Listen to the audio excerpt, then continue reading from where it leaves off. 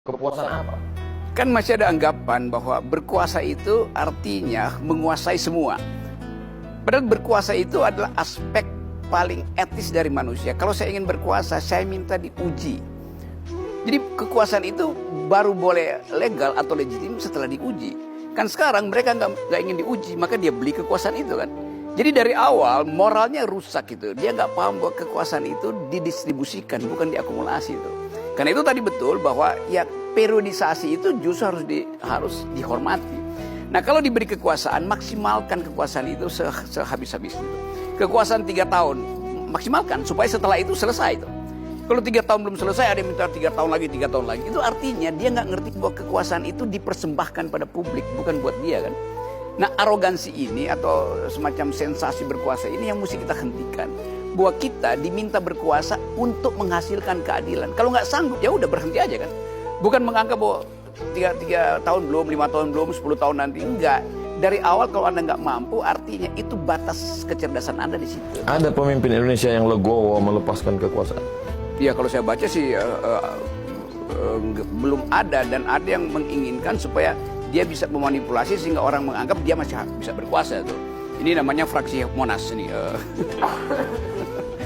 Tapi itu pentingnya Ustadz Abdul Somad. Ya Gus Dur dengan kalau itu Gus Dur dari awal kita tahu nggak mungkin menambah kekuasaan. Jadi orang semacam Gus Dur kita tahu. Habibie lakukan hal yang sama. SBY juga menganggap yaudah saya udah selesai itu saya nggak akan endorse siapapun. Jadi mereka nggak belajar dari pemimpin. Bahkan Pak Harto walaupun akhirnya masuk di dalam arogansi. Saya potong Bang Rocky ketika dikatakan nama-nama yang tadi Bang Rocky sebutkan itu. Ini tidak meminta kelanjutan, tapi pendiri Central of Strategic International CSIS mengatakan tidak bernyali, malah dia kata. Iya, mereka tidak mau berkelanjutan itu karena tidak bernyali.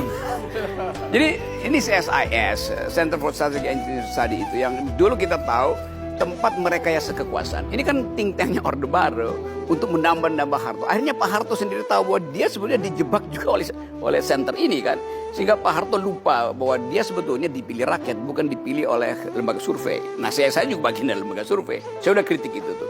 Nah kita mau pulihkan bahwa fungsi lembaga survei adalah membaca opini publik. Ada bagian yang nggak bisa dibaca oleh lembaga survei, yaitu etika, yaitu intelek.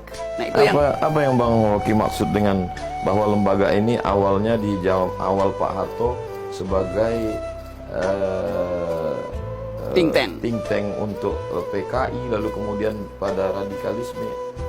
Kita tahu waktu selesai Orde Baru dibutuhkan satu think tank tempat mengatur strategi demi kepentingan Amerika, demi kepentingan anti komunis. Jadi CSIS dirancang demi anti komunis sebetulnya tuh. Tapi kemudian kita lihat CSIS itu tumbuh jadi think tank khusus untuk membackup kebijakan Orde Baru itu Presiden Soeharto. Tapi lama-lama dia jadi tempat menitipkan pesan dari Cina, dari pengusaha Cina tuh. Dulu waktu saya masih mahasiswa, kita tahu CSIS, kita bilang CSIS itu adalah Cina sekitar istana tuh, singkatannya begitu tuh. Kan kita baca semua dokumen mereka. Tapi kemudian CSIS tumbuh jadi makin punya siasat yang nggak terbuka tuh. Nah kemarin Yusuf Wanandi lakukan itu bahwa lebih baik 2 periode. Lo ngapain Anda ikut ngatur 2 caleg? Ini hak rakyat itu. Jadi jangan saya masih mau intervensi seolah-olah dia itu masih punya kekuasaan tuh. Jadi itu kritik saya tuh.